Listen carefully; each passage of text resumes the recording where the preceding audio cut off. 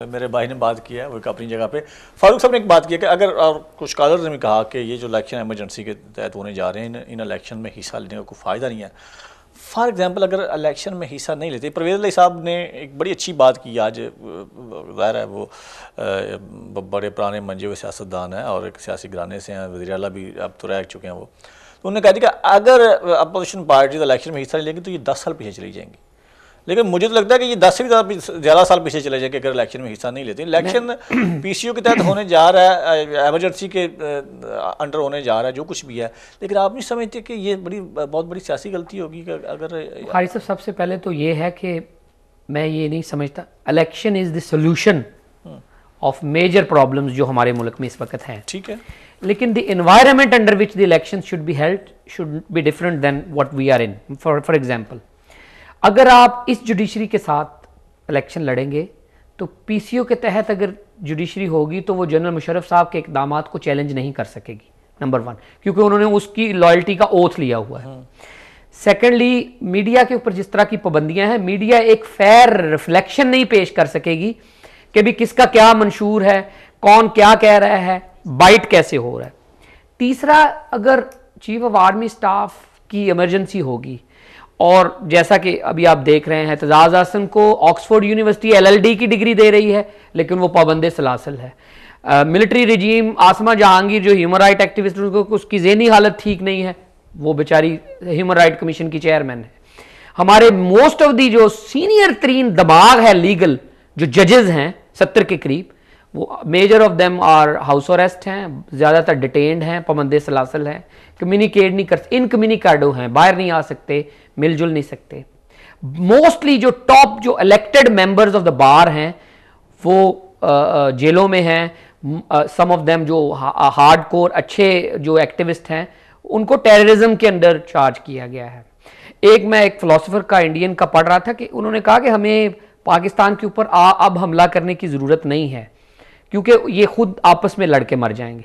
तो मैं समझता हूँ ऐसी सूरत हाल में बेहतर दानिशमंदी जो है उसका तकाजा ये होना चाहिए। देखिए, कोई आपके घर में किराएदार भी गुस्से में आ जाए ना तो घर खाली करवाना बड़ा मुश्किल होता है। इस वक्त मिलिट्री रजीम कब्जे पे है, सॉवरेनिटी जो इक़्तिदार आला है वो उनके कब्जे में है। ग्रेटर दानिशमंदी का मुजाहरा करना होगा सियासतदानों को। अगर आप give and take, one sided give and take करें, मैं समझता पूरा क्लैन, पूरा कबीला गिव एंड टेक करे कि हम आपको जाने का रास्ता देते हैं। मलिक साहब, मैं एक बात बताऊं आपको, बड़ी अच्छी बात की, दानिशमंदी की बात है ये। 85 में फारूक साहब आप जानते हैं कि जब पाकिस्तान पीपल्स पार्टी ने इलेक्शन का बाइकआउट किया था तो बहुत सारे पाकिस्तान पीपल्स पार्टी के लोग थे जिन्होंने आज़ाद जाकर इलेक्शन लड़ लिया था। वही लोग उसी हुकूमत में शामिल हो गए, जिन्हें साहब की हुकूमत में शामिल हो गए, जो पाकिस्तान पीपल्स पार्टी के साथ उनकी एक तारीख थी लंबी। अगर ऐसा ही होता है दोबारा सारी पार्टीज जो है इलेक्शन के बाइकआउट का ऐलान करते हैं, लेकिन ये तो बात है कि मुस्लिम लीग काफ इलेक्शन में हिस्सा लेगी, ये बात है कि मुत्तहिदा कौमी मूवमेंट इलेक्शन में हिस्सा लेगी या जो उनकी इत्तेहादी जमातें वो हिस्सा लेंगी इलेक्शन में।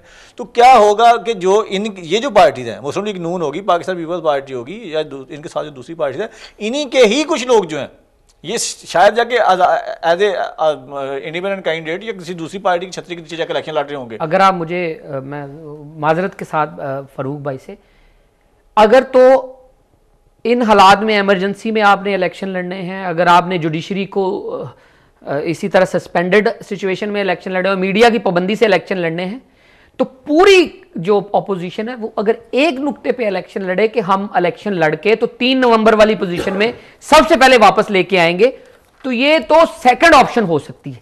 पहली ऑप्शन ये होनी चाहिए कि अभी इमरजेंसी में है, अभी सेमी मार्शल लॉ में है, इलेक्शन में जाने से पहले ये काम जो एलएफओ के जरिए 17वीं तरमीम पास की थी, आप कहें कि जी 17वीं तरमीम के तनाजर में हमने देख लिया ना वर्दी उतरी ना मार्शल लॉ उतरा, क्यों ना ये काम 17वीं तरमीम वाला पहले किया जाए। तमाम ऑपोजिशन मिलिट्री के साथ यहां पे पहले बात करे कि भी आप 17वीं तरमीम वाली बात अब करें कि आप वो इकदाम सीबीएम्स पहले करें। अगर आप 3 नवंबर वाली पोजीशन में हमें वापस लेके जाएं, मीडिया को आज़ादी दें, अदलिया को आज़ादी दें, लॉयर्स को बाहर निकालें, वो 17वीं तरमीम जो पार्लियामेंट में पास होगी आप उस सिचुएशन को अब लेके आएं।